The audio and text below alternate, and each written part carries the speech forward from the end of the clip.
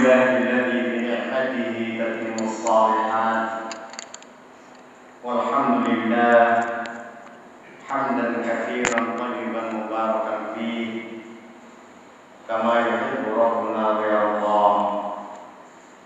أشهد أن لا إله إلا الله وحده لا شريك له وأشهد أن محمدا عبده ورسوله. اللهم صل وسلم وبارك على محمد وعلى آله وأصحابه ومن تبعهم بإحسان إلى يوم الدين. Masyaallah muslimin, bapak-bapak, ibu-ibu, jamaah salat maghrib dan jamaah salat isya, insyaallah perkenankan saya mengajak panjenengan semuanya untuk senantiasa bersyukur kepada Allah Subhanahu wa taala atas segala nikmat yang telah dilimpah curahkan kepada kita semua, sehingga alhamdulillah di sore hari atau di malam hari ini Allah takdirkan kita kembali bertemu di majelis ini dalam keadaan sehat walafiat untuk melaksanakan dan melanjutkan kajian kita dalam kitab Riyadhus Shalihin yang disusun oleh Imam An-Nawawi Asy-Syafi'i rahimahullah. Maka mudah-mudahan kehadiran kita pada malam hari ini menjadi wasilah untuk mendapatkan ilmu yang bermanfaat, barokah di dunia wal akhirah. Tidak lupa pula senantiasa kita bersalawat kepada baginda Rasulullah sallallahu alaihi wa ala alihi wasallam yang telah diutus oleh Allah Subhanahu wa taala untuk mengajarkan kepada kita dinul haq, agama yang benar, petunjuk untuk menjalani kehidupan kita di dunia ini agar beroleh kemuliaan, keselamatan dan kebahagiaan baik dalam kehidupan di dunia terlebih nanti dalam kehidupan akhirat. Saudara-saudara yang dirahmati Allah Subhanahu wa taala, seorang muslim harus senantiasa berusaha dan bersemangat serta bersungguh-sungguh untuk mengkaji dan mentadabburi kitab Allah Subhanahu wa taala di majelis-majelis ilmu. Karena hakikat daripada agama atau syariat ini adalah ilmu yang diturunkan oleh Allah Subhanahu wa taala sebagai petunjuk, pedoman dan bimbingan bagi orang-orang yang beriman. Allah turunkan petunjuk itu kepada hamba-hambanya, pada umat manusia melalui lisan Rasul yang diutus kepada mereka. Maka seorang muslim yang memahami ajaran agamanya dengan baik, maka insya Allah ia akan menjalani kehidupannya dengan baik di atas petunjuk tersebut, dengan harapan nanti di akhirat akan memperoleh kemuliaan di sisi Allah Subhanahu wa taala. Begitu sebaliknya, seseorang yang jauh dari tuntunan ajaran agama, maka sungguh akan menjalani hidupnya bukan di atas petunjuk, bukan di atas petunjuk. Maka seseorang yang tidak mendapatkan petunjuk tentu sangat mudah untuk berjalan atau terjatuh di atas kesesatan. Oleh karena itu, saya nasihatkan kepada diri saya dan kita semuanya, mari tetap senantiasa semangat duduk di majelis ilmu. Rasulullah SAW pernah bersabda dalam sebuah hadits yang sahih. Rasulullah menyatakan, "Man yuridillahu bihi khairan yufaqihu fiddin." Siapa yang Allah Subhanahu wa taala kehendaki baginya kebaikan, di sini bentuknya nakirah, khairan, bermakna umum. Artinya kebaikan apa saja. Bisa berupa kebaikan dunia, lebih-lebih kebaikan akhirat. Barang siapa yang Allah Subhanahu wa taala kehendaki baginya kebaikan, yufaqihu fiddin, maka dia dijadikan faqih, memahami ad-din, agama, al-Islam. Maka salah satu di antara indikator seseorang itu diberikan oleh Allah peluang untuk menjadi baik dan mendapatkan kebaikan di sisi Allah adalah diberikan pemahaman terhadap ajaran agama. Maka sekali lagi, kita sebagai seorang muslim tentu kita berharap bahwa kita diberi kebaikan dunia maupun kebaikan akhirat. Di hadits yang lain Rasulullah sallallahu alaihi wasallam pernah bersabda menjelaskan kepada kita tentang kemuliaan dan keutamaan majelis ilmu. Beliau menyatakan, "Majtama'a qaumun fi baitin min buyutillah." Tidaklah suatu kaum yang berkumpul di salah satu rumah di antara rumah-rumah Allah. Rumah Allah di sini maksudnya adalah masjid. Rumah Allah di bumi itu adalah masjid-masjid. Di mana di sana Allah itu senantiasa diibadahi, diingat, ditaati di masjid-masjid di rumah Allah Subhanahu wa taala. Tidaklah suatu kaum berkumpul di salah satu rumah di antara rumah-rumah Allah Subhanahu wa taala. Apa yang mereka lakukan di sana? Yatluna kitab Allah. Mereka membaca kitab Allah. Ini yang pertama. Jadi poin pertama yang harus selalu kita kaji di majelis-majelis ilmu itu yang pertama adalah kitab Allah, Al-Quran, ayat-ayat Allah Subhanahu wa taala. Makanya dalam kitab Riyadhus Shalihin itu Al-Imam An-Nawawi senantiasa membuka suatu bab dengan ayat Al-Quran, kemudian diikuti dengan hadis-hadis Rasulullah sallallahu alaihi wasallam. Kalau di kitab Al-Arba'in An-Nawawi itu hadis-hadis saja, tidak ada ayat-ayat. Tapi kalau di kitab Riyadhus Shalihin ada ayat Al-Qur'annya, ada hadis-hadis Rasulullah SAW. Kenapa? Karena inilah sandaran pokok kita dalam beragama, yaitu Al-Quran. Karena dia adalah wahyu yang diturunkan oleh Allah sebagai petunjuk bagi orang-orang yang beriman. Hudan linnas, petunjuk bagi manusia. Hudan lil muttaqin, petunjuk bagi orang-orang bertakwa.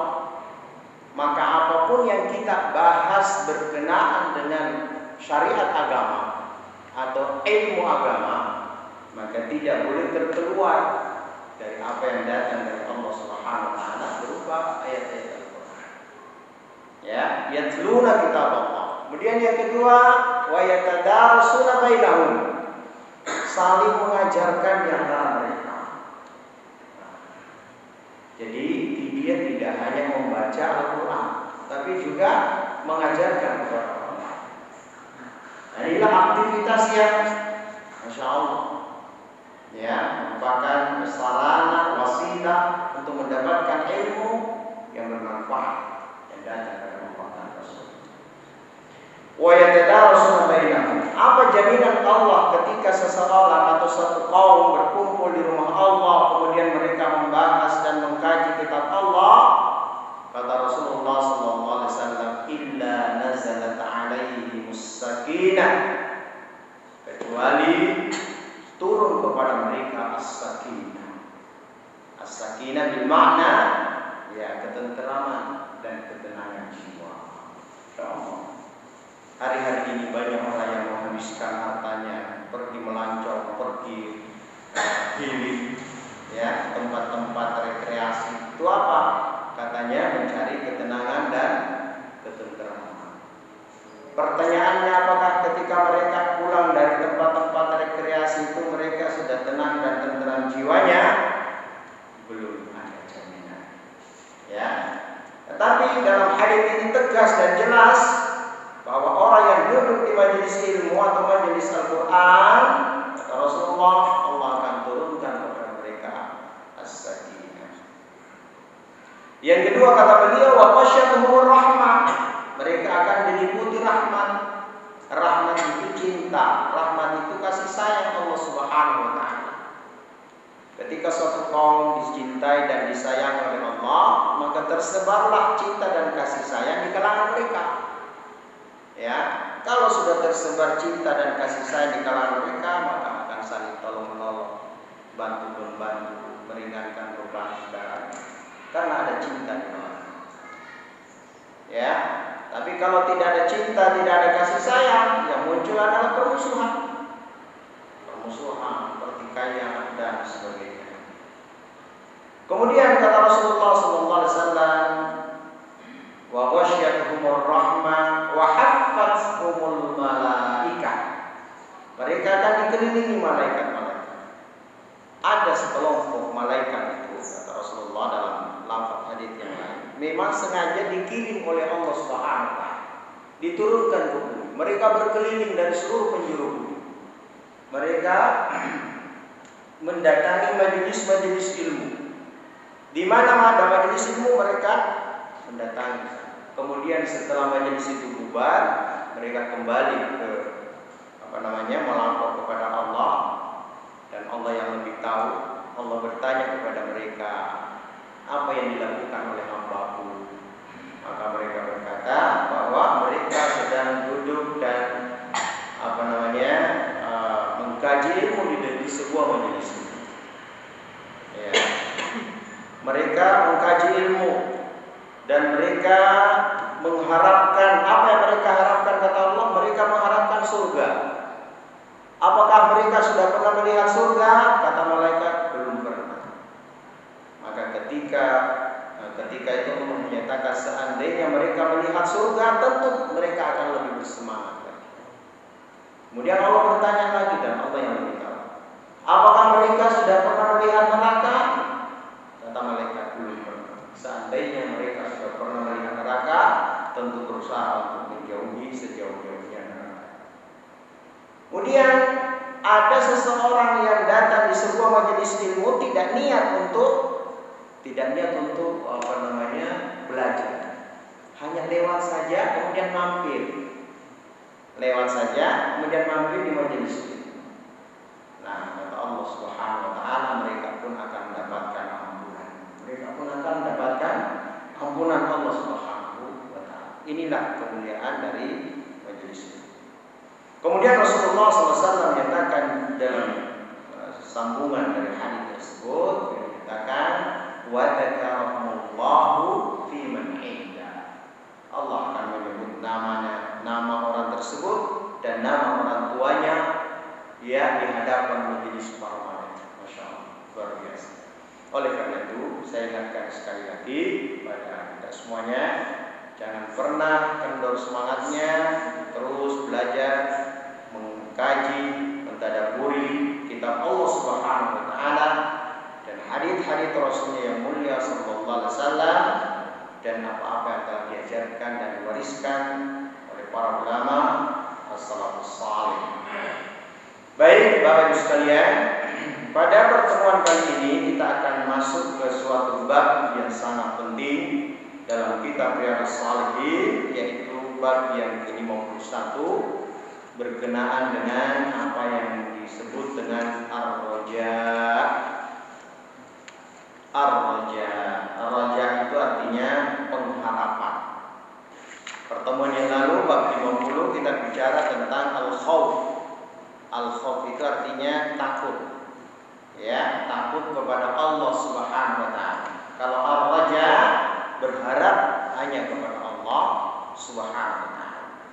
Para ulama menyimpulkan bahwa al-ibadatu atau arkanul ibadatu, 3 macam rukun ibadah qalbiyah, ya 3 macam rukun ibadah qalbiyah itu. Yang pertama adalah al-mahabbah, ibadah qalbi, ibadah batin. Yang pertama itu al-mahabbah, cinta. Orang kalau cinta maka dia akan bersungguh-sungguh dan bersemangat. Kalau cinta, maka pada diri seseorang harus ditanamkan cinta. Cinta kepada siapa? Cinta kepada Allah, cinta kepada Rasulnya, cinta kepada dinnya, agamanya, dinul Islam, cinta kepada hamba-hambanya yang mencintai Allah Subhanahu wa taala. Ya, al-mahabbah. Yang kedua namanya al-khauf, yaitu rasa takut.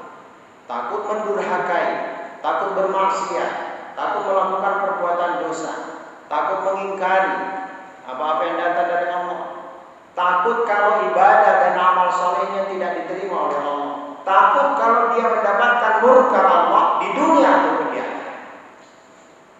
Ini penting dihadirkan pada diri seorang. Sebab kalau tidak ada rasa takut, maka dia akan bergampangan melakukan perbuatan maksiat.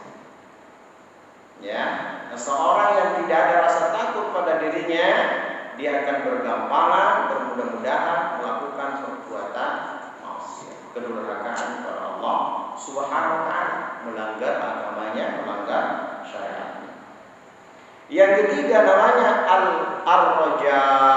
Ar-raja itu artinya pengharapan. Ya, bahwa seseorang yang terjatuh kepada perbuatan dosa, dia tetap harus memiliki harapan. Tidak boleh berputus asa dari rahmat Allah Subhanahu wa taala. Dan ini penting. Betapa banyak di antara umat manusia ketika mereka terjatuh dalam perbuatan dosa, merasa putus asa. Ya sudah, saya mungkin seperti ini, saya sudah tidak ada kesempatan untuk bertaubat, untuk mendapatkan ampunan Allah Subhanahu wa taala. Nah, ini tidak boleh terjadi pada diri seorang muslim. Makanya yang namanya al-khauf ar-raja itu ibarat dua sayap burung, harus seimbang. Tidak boleh ada yang menonjol lebih besar, yang lainnya kurang. Ya, sebab kalau hal itu terjadi, maka akan terjadi ketimpangan dalam hidupnya. Orang kalau rojanya terlalu tinggi, ya rojanya terlalu tinggi, khaufnya kurang, dia akan bermudah-mudahan melakukan perbuatan dosa. Dia berkata, Allah kan Maha Pengampun, Allah kan mengampuni semua dosa. Dia akan berkata seperti itu. Maka dia merasa tidak bersalah atau kurang rasa takutnya kepada Allah, sehingga dia bermudah-mudahan melakukan perbuatan dosa. Oleh karena itulah, sekali lagi kita berusaha untuk mempelajari dan memahami kaidah-kaidah ibadah qalbiyah ini, batiniyah ini, supaya kita termasuk di antara hamba-hamba Allah yang bisa menyeimbangkan perkara-perkara tersebut, sehingga kita dalam kehidupan ini tidak gampang terjatuh kepada perbuatan dosa, atau dengan sebaliknya kita juga tidak berputus asa dari rahmat Allah Subhanahu wa taala. Pada suatu saat seorang sahabat bercerita berkisah, yaitu sahabat yang mulia Anas bin Malik radhiyallahu taala anhu. Rasulullah sallallahu alaihi wasallam suatu saat menjenguk seorang pemuda yang menjelang sakaratul maut. Seorang pemuda yang menjelang sakaratul maut atau menjelang kematian. Maka Rasulullah ketika masuk dan duduk di samping pemuda itu, kemudian Rasulullah bertanya ya kepada pemuda tersebut, "Kaifa tajiduka?" Bagaimana keadaanmu? Bagaimana perasaanmu? Maka pemuda tersebut menjawab, "Qala wallahi ya Rasulullah, demi Allah wahai Rasulullah, inni arjullah, sungguhnya aku berharap kepada Allah. Aku sangat berharap kepada Allah, berharap ibadah dan amal salehnya diterima, berharap dosa-dosanya diampuni. Wa inni akhafu dzunubi, dan aku bertakut kepada Allah akan dosa-dosa." Dia kumpulkan antara ar-raja wal khauf. Ya, dia takut kepada Allah atas dosa-dosanya, dan dia tetap berharap kepada Allah ya agar ibadah dan amal saleh yang diterima, dosa-dosanya diampuni.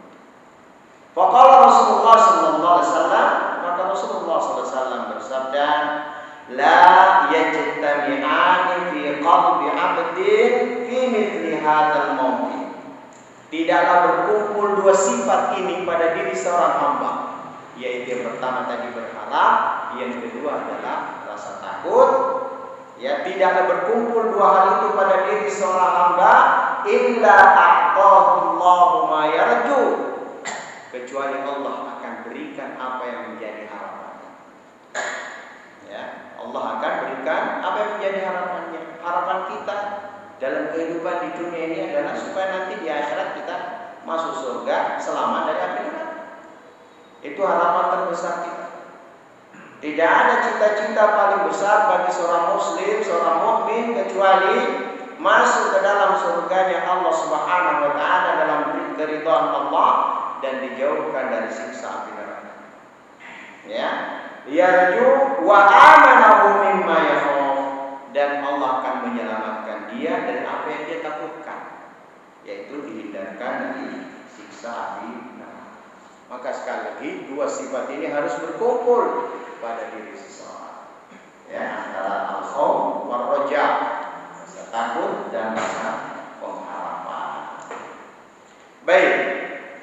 Mari kita lihat beberapa ayat-ayat dan hadis-hadis Rasulullah SAW yang diketengahkan dalam bab ini. Qala Allah Ta'ala, Allah Subhanahu wa taala berfirman, "Qul," katakanlah wahai Muhammad kepada hamba-hambaku atau kepada umatmu, ya ibadiyalladzina asrafu ala anfusihim, wahai hamba-hambaku yang melampaui batas. Ya, melampaui batas yakni dalam berbuat dosa dan maksiat. Katakan kepada mereka. Di sini ada banyak penekanan-penekanan yang menunjukkan betapa Allah itu memiliki rahmat yang sangat luas. Dan dikatakan oleh para ulama bahwa inilah salah satu di antara ayat Al-Quran yang paling memberi harapan. Ya, surat Az-Zumar ayat 53. Ini salah satu di antara ayat Al-Quran yang paling besar memberi harapan. Ya, ketika Allah Subhanahu wa taala memerintahkan kepada rasulnya, yaitu Rasulullah SAW, untuk dikhabarkan, diumumkan kepada seluruh umatnya. Dikabarkan juga kepada seluruh para da'i ilallah, untuk mengabarkan seluruh umat manusia.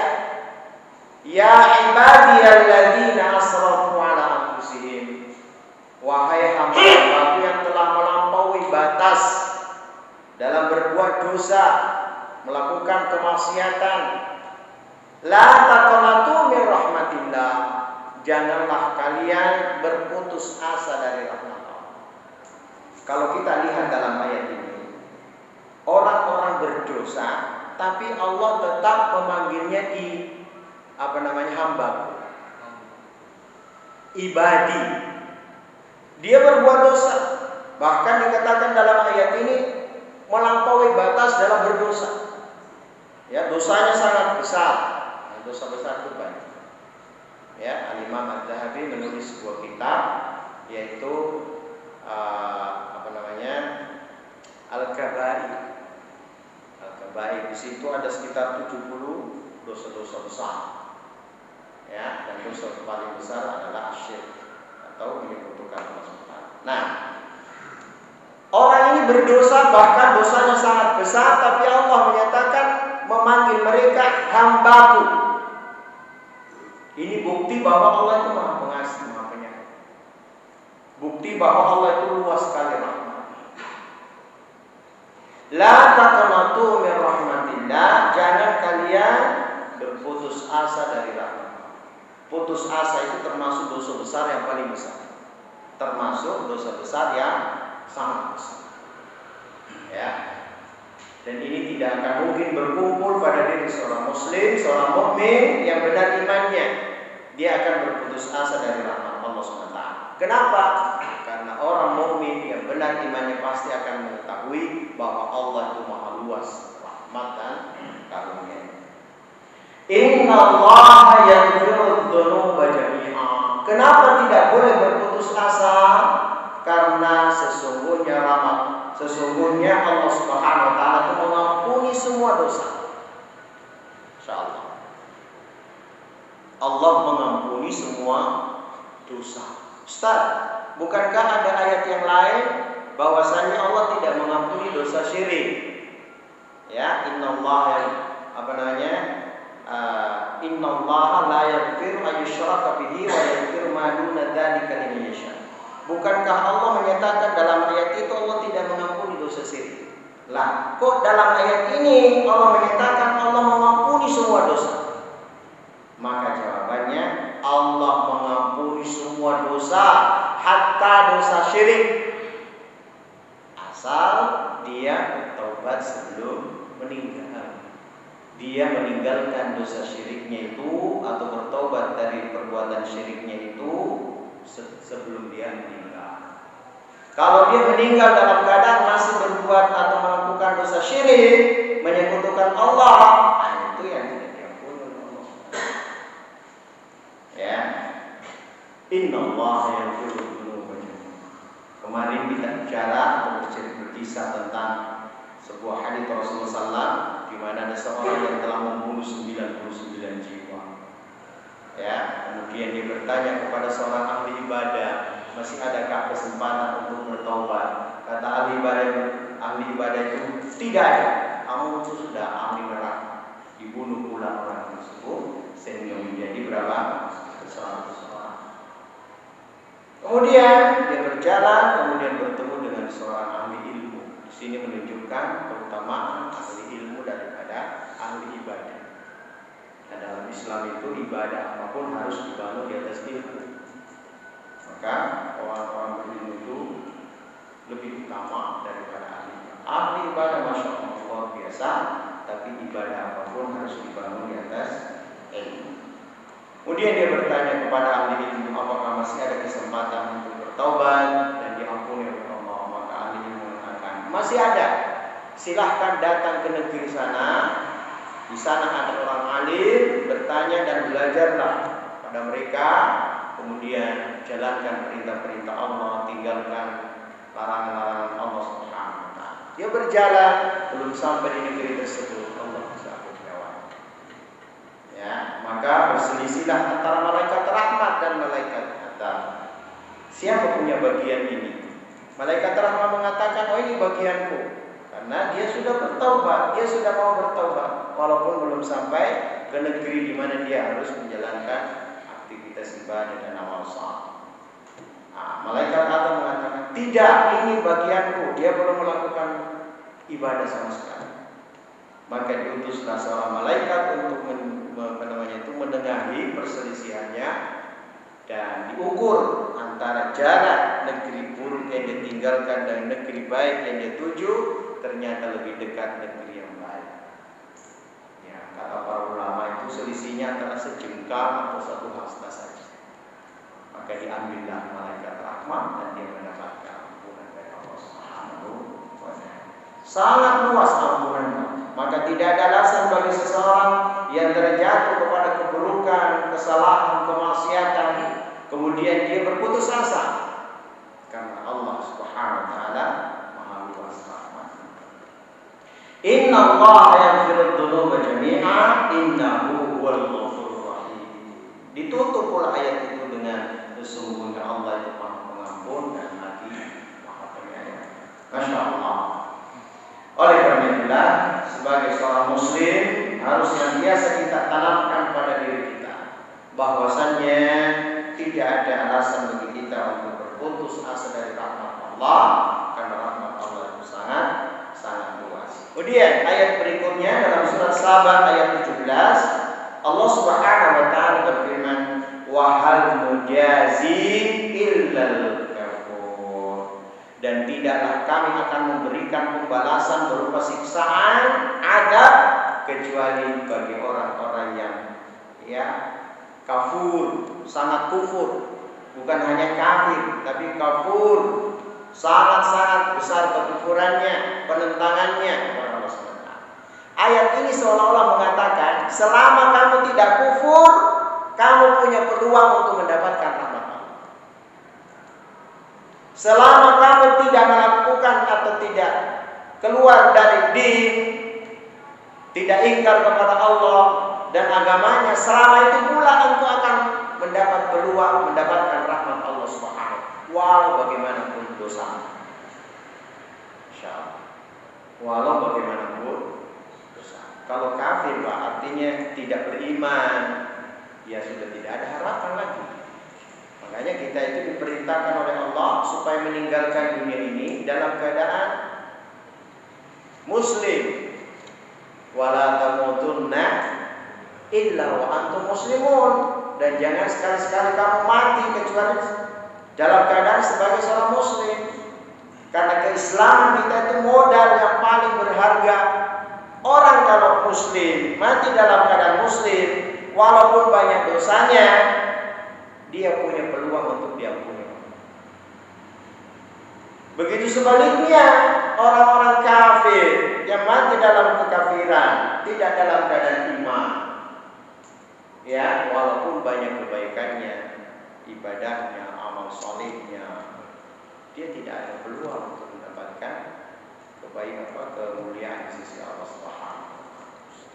Maka keislaman kita itu modal yang sangat berharga, modal yang sangat berharga. Nah, dalam ayat ini tadi kata Allah bahwa sesungguhnya yang akan mendapatkan pembalasan berupa siksaan yang keras, yang sakit, yang pedih, azab yang sangat menyakitkan adalah orang-orang yang kafir, betul-betul ya kufur kepada Allah Subhanahu wa taala. Kemudian berikutnya surat Thaha ayat ke-48, Allah Subhanahu wa taala berfirman, "Inna qad uhiya ilaina annal 'adzaba 'ala man kadzdzaba wa tawalla." Sesungguhnya telah diwahyukan kepada kami, kepada para nabi dan rasul, bahwa siksaan itu, adab itu akan mengenai atau menimpa orang-orang yang kadzdzab, mendustakan din, mendustakan agama, mendustakan rasul-rasul yang diutus kepada mereka, tidak menerima apa-apa yang dibawa oleh mereka. Kemudian watawalla, berpaling, ya, berpaling dari kebenaran yang dibawa oleh para nabi dan rasul. Ketika kondisinya seperti itu, maka sudah tidak ada harapan untuk mendapatkan rahmat dari Allah Subhanahu wa taala. Kemudian dalam ayat yang lain, dalam surat Al-A'raf ayat 156, Allah Subhanahu wa taala berfirman, "Wa rahmati wasi'at kulla syai'." Dan rahmatku meliputi segala sesuatu. Ya, ini firman Allah Subhanahu wa taala menunjukkan betapa luas rahmat, cinta dan kasih sayang Allah Subhanahu wa taala.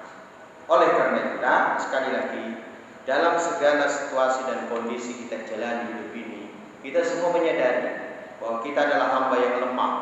Tidak akan mungkin kita terluput, terbebas dari kesalahan dan kekeliruan, bahkan mungkin melakukan perbuatan dosa, perbuatan maksiat yang mengundang kemurkaan Allah Subhanahu wa taala. Namun sebaik-baik orang yang melakukan dosa adalah yang bertobat. Sebagaimana hadits Rasulullah SAW yang kita sudah hafal, ya, bahwa kullu bani Adama khata'un. Semua anak keturunan Adam, ya manusia, pasti melakukan kesalahan, pasti melakukan perbuatan dosa. Ya, adapun para nabi dan rasul dijaga oleh Allah. Kalaupun mereka melakukan kesalahan, itu adalah kesalahan manusiawi, bukan dosa besar. Ya, tapi kesalahan manusiawi. Tapi intinya pokoknya dia anak keturunan Adam, manusia, pasti melakukan kesalahan. Kalau begitu Rasulullah melakukan kesalahan, Ustaz. Iya. Tapi bukan kesalahan yang menjatuhkan harkat dan martabatnya sebagai seorang rasul. Makanya ketika dia melakukan kesalahan, dia ditegur oleh Allah Subhanahu. Kita baca dalam surat Al-Abasa. Rasulullah ditegur. Padahal kalau sepintas lalu itu bukan kesalahan. Rasulullah melakukan ijtihad, prioritas. Ketika datang kepadanya Abdullah bin Ummi Maktum yang buta, bertanya suatu perkara agama. Pada saat itu Rasulullah sedang menghadapi pemuka-pemuka Quraisy. Rasulullah sangat pengen agar pemuka-pemuka Quraisy itu masuk Islam. Supaya apa? Supaya nanti anak-anak keturunannya, pengikut-pengikutnya itu juga masuk Islam. Ya. Tapi menurut Allah ini kurang etis. Maka Rasulullah abasa wa tawalla anja al-a'ma wa ma yudrika dan seterusnya. Jadi ini menunjukkan bahwa Rasul pun melakukan kesalahan tapi bukan dosa. Bukan dosa. Kesalahan manusiawi.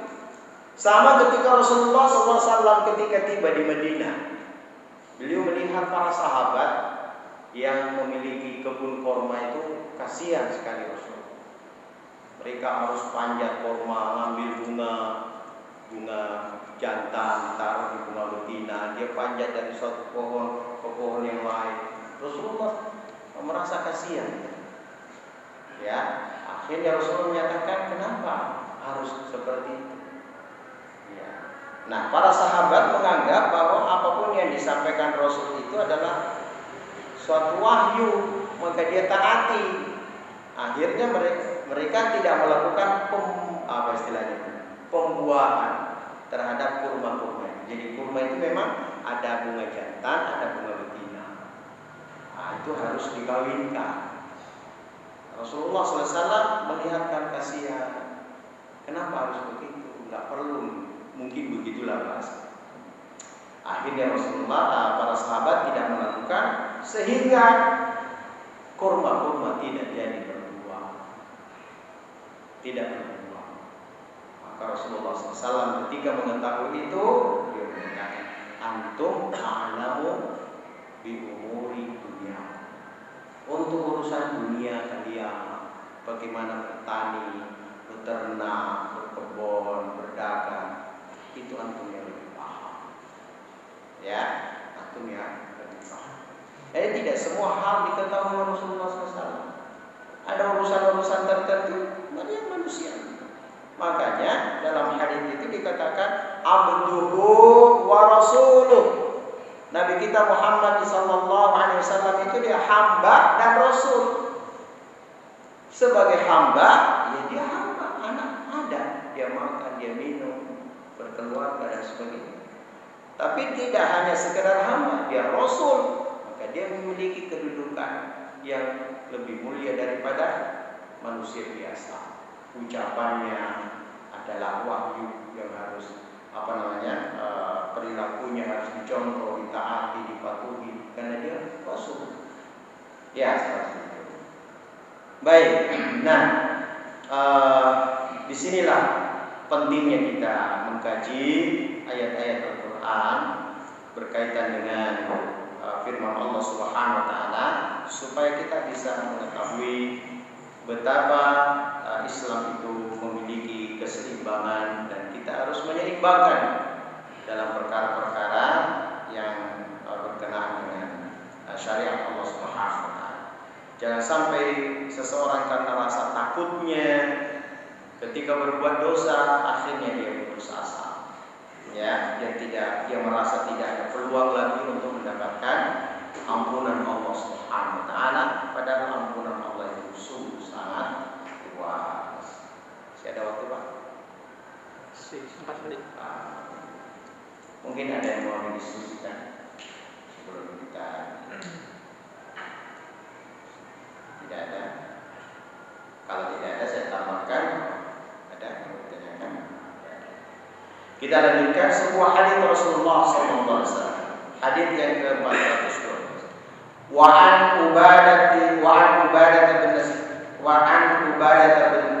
Samit, dari sahabat yang mulia Ubadah bin As-Samit radhiyallahu anhu. Qala, dia berkata, qala Rasulullah sallallahu alaihi wasallam, Rasulullah sallallahu alaihi wasallam pernah bersabda, man syahida anna la ilaha illallah. Man syahida an la ilaha illallah. Barang siapa yang bersaksi bahwa tidak ada ilah, tidak ada sesembahan yang berhak disembah selain Allah Subhanahu Wa Taala, wahdahu, satu-satunya. Di sini ada penekanan, bersaksi bahwa tidak ada sesembahan yang berhak disembah selain Allah, satu-satunya, la syarika lahu, dan tidak ada sekutu baginya. Tidak boleh melakukan kesyirikan. 3 penekanan. Dia bersaksi tidak ada sesembahan yang disembah selain Allah, dan yang Allah itu adalah satu-satunya dan tidak boleh menyekutukan Allah Subhanahu Wa Taala. wa anna Muhammadan abduhu wa rasuluh. Coba lihat hadisnya, dan bahwasanya Muhammad itu benar-benar hambanya dan rasulnya. Jadi Rasulullah SAW itu dia hamba sekaligus sebagai seorang rasul. Wa anna Isa abdullah wa rasuluh, dan sesungguhnya Nabi Isa alaihi salatu wassalam adalah hamba Allah dan juga rasul. Jadi Isa itu hamba. Karena dia hamba, tidak pantas dan tidak layak untuk dipertuhankan. Tidak boleh diberikan kedudukan sebagai Tuhan. Ya, karena dia hamba. Dia sama dengan kita, dari sisi ini sama dengan kita. Kita anak keturunan Adam. Wa kalimatuhu alqaha ila Maryam, dan Isa itu adalah kalimat Allah yang dilemparkan kepada Maryam. Nah, kalimat di sini yang dimaksud adalah kalimat kun fayakun. Jadi ketika Allah Subhanahu wa taala menciptakan Isa adalah dengan kalimat kun fayakun. Sebagaimana ketika Allah ciptakan Nabi Adam, dan penciptaan Nabi Adam itu sebenarnya lebih menakjubkan daripada Nabi Isa. Kalau Nabi Isa masih ada ibunya, dia pernah hidup 9 bulan dalam perut Maryam, dia lahir, menyusu dan seterusnya. Kalau Nabi Adam langsung besar, langsung dewasa, ya, ditiupkan ruh dan langsung hidup. Makanya ada orang beralasan, kenapa kamu menyembah Nabi Isa? Karena dia tidak punya ayah, tidak punya bapak. Lain Nabi Adam, nggak ada bapaknya, nggak ada ibunya. Kan lebih luar biasa harusnya. Mestinya Adam itu yang disembah. Jadi ya, jadi kalimat apa? Kun fayakun. Wa ruhun minhu, dan ruh yang diciptakan oleh Allah Subhanahu wa taala. Wa annal jannata haqqun, bahwasanya surga itu benar adanya. Wa awannaru haqqun, dan neraka itu benar adanya. Kalau kita menyaksikan atau mempersaksikan dengan sekian banyak ini tadi, mulai dari Allah Subhanahu wa taala, Nabi Muhammad, Nabi Isa, surga, neraka, kita persaksikan dan kita yakini kebenarannya, kata Rasulullah SAW, adkhalahu Allahu jannata ala ma kana min al-amal. Dia akan memasukkan ke dalam surga bagaimanapun amal. Masya Allah. Bismillah, kelihatan rahmatnya Allah itu sangat.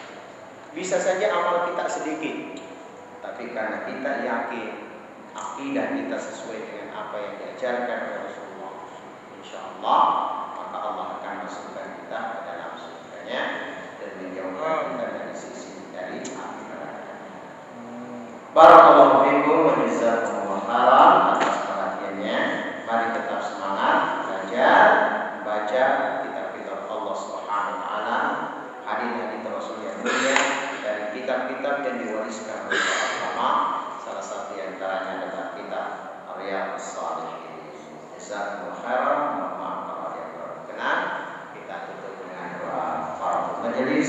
Subhanallahumma wa bihamdika, asyhadu an la ilaha illa anta, astaghfiruka wa atubu ilaik. Wassalamualaikum warahmatullahi